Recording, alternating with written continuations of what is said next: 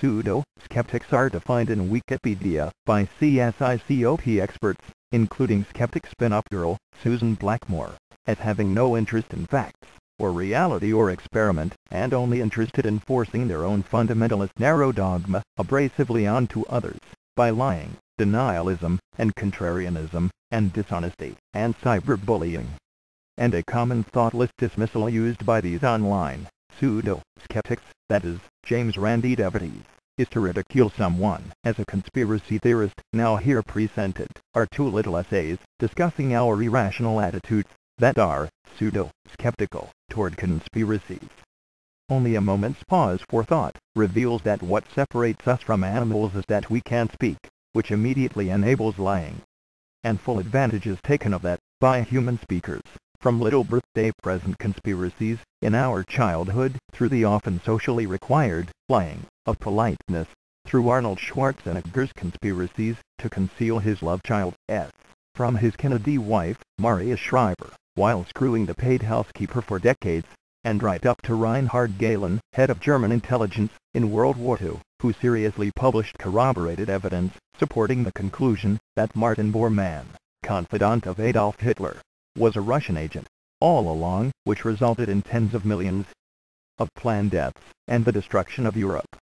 So lying and conspiracy must be considered normal for our society at all levels, dear reader, including yours, and done with great gusto, planning, and a forethought by its doers.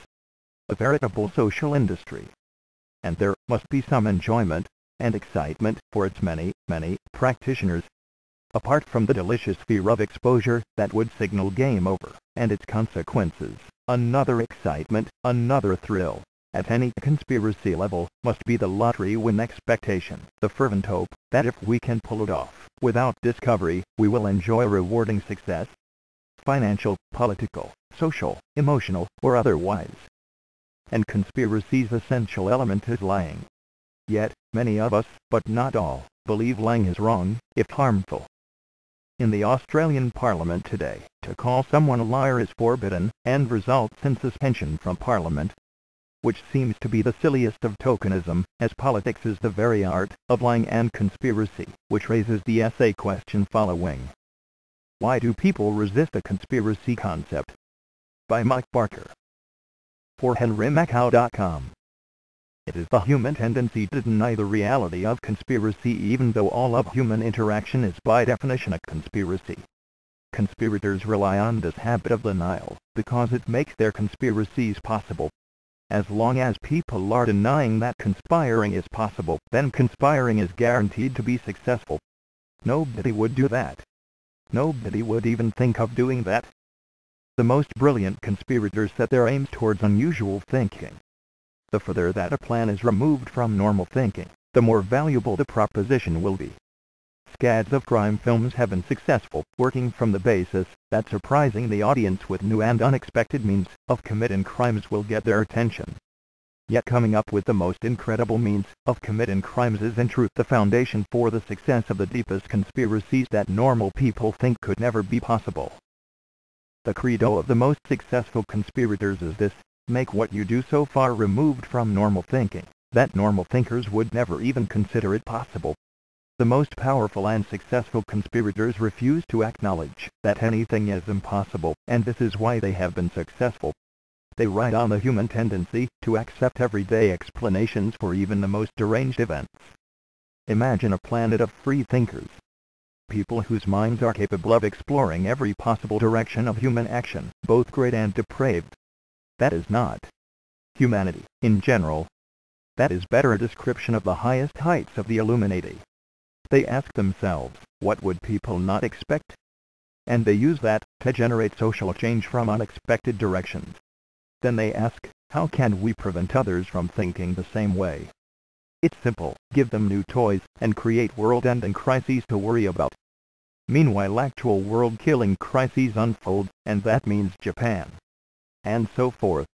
People in general do not feel happy about intrigue and conspiracy. They want to live their lives in peace, without worry. They want to be able to put their bag down, and attend to other business, without worrying that someone will steal their bag while they are otherwise involved. The true conspirators are by now so far ahead of commonplace thinking that what they are aiming at is not stealing the bag, but replacing it with their own bag, and telling you it's the one you just set down. People are just too easy to control. No one would ever do that. It's not possible. We can't do that.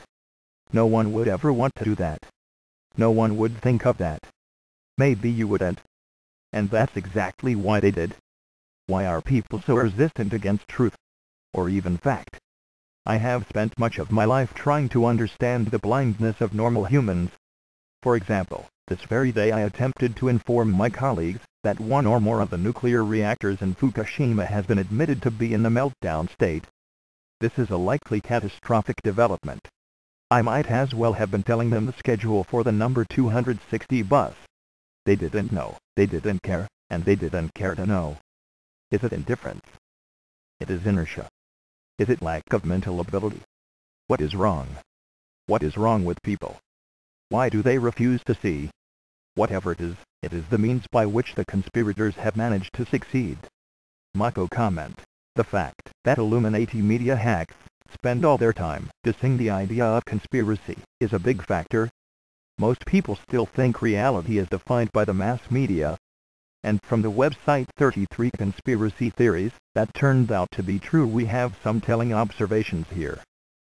Conspiracy theory is a term that originally was a neutral descriptor for any claim of civil, criminal or political conspiracy. However, it has come almost exclusively to refer to any fringe theory which explains a historical or current event as the result of a secret plot by conspirators of almost superhuman power and cunning. To conspire means to join in a secret agreement, to do an unlawful or wrongful act, or to use such means to accomplish a lawful end. The term conspiracy theory is frequently used by scholars, and in popular culture, to identify secret military, banking, or political actions aimed at stealing power, money, or freedom from the people. Too many conspiracy theories are just human nature. Not all people in this world are honest, hardworking, and forthcoming about their intentions. Certainly we can all agree on this. So, how did the term conspiracy theory get grouped in with fiction, fantasy, and folklore? Maybe that's a conspiracy. Just kidding. Or am I? Skeptics are important in achieving an objective view of reality. However, skepticism is not the same as reinforcing the official storyline. That is, pseudo-skepticism. In fact, a conspiracy theory can be argued as an alternative to the official or mainstream story of events. Therefore, when skeptics attempt to ridicule a conspiracy theory by using the official story as a means of proving the conspiracy wrong, in effect, they are just reinforcing the original mainstream view of history, and actually not being skeptical. This is not skepticism, it is just a convenient way for the establishment view of things to be seen as the correct version all the time, every time. In fact, it is common for hit pieces or debunking articles to pick extremely fringe and not very populated conspiracy theories. This in turn makes all conspiracies on a subject matter look crazy. Skeptics Magazine and Popular Mechanics, among many others, did this with 9/11. They referred to less than 10% of the many different conspiracy theories about 9/11, and picked the less popular ones. In fact, they picked the fringe, highly improbable points that only a few people make. This was used as the final investigation for looking into the conspiracy theories. Convenient, but in fact, if one were to look into conspiracy theories, they will largely find that thinking about a conspiracy is associated with lunacy and paranoia. Some websites suggest it as an illness.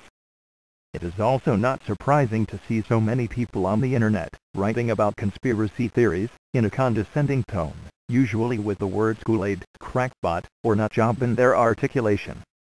This must be obvious to anyone that emotionally writing about such serious matter insults the reader more than the conspiracy theorist, because there is no need to resort to this kind of behavior. It is employed often with an expert who will say something along the lines of, for these conspiracies to be true, you would need hundreds, if not thousands of people to be involved. It's just not conceivable. I find it extremely odd that the assumption can be thousands of participants in a conspiracy.